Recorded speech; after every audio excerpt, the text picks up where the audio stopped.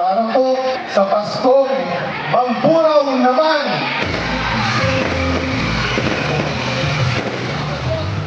Magulay at makasaysayan ng gabi ng Disyembre na pasinayaan ng pamahalang bayan ng Mamburao ang engranding Christmas lighting ceremony sa munisipyo na nagsilbing opisyal na hudyat ng pagsisimula ng Kapaskuhan sa bayan. Sa kanyang mensahe, sinabi ni Mayor Attorney E.K. Almero na ang pailaw ay sumisimbolo sa panibagong simula para sa Mamburao. Aniya, ang pailaw ay nagpapakita na nagsisimula pa lamang ang Mamburao para sa mas malaking hakbang tungo sa pagunlad at mas maayos na serbisyo para sa mga mamamayan. Bahagi rin ng selebrasyon ang pagbibigay ng mas malaking oportunidad sa mga maliliit na negosyante kaya't inilaan ng pamahalaan ang Municipal Gym bilang nightly venue para sa mga stalls ngayong Kapaskuhan. Nagpaabot naman ng kasiyahan si Vice Mayor Raul Masangkay na nagsabing ang liwanag ng Pasko ay paalala ng pagkasa at pagkakaisa. Para sa kanya, ang pailaw ay refleksyon ng sama-samang pagunlad na patuloy na inahangad ng mga Mambureño. Mula sa pamahalaang panlalawigan, ipinahayag naman ni Gobernador Edgar Jano buong suporta sa mga programa ng bayan. Kinilala niya ang Mamburao bilang kabisera at mahalagang sentro ng kaunlaran ng Occidental Mindoro at tiniyak ang patuloy na pakikipagtulungan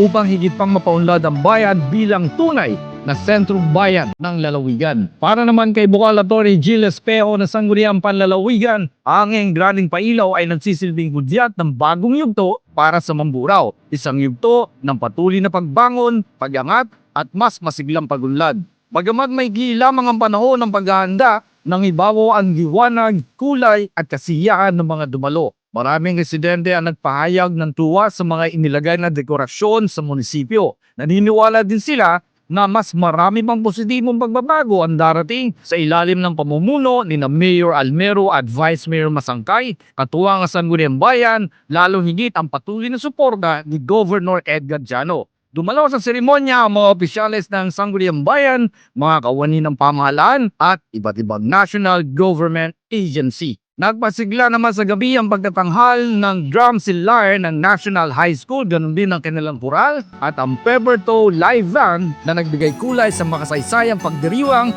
at pagsisimula ng Pasko sa bayan ng Mamburao.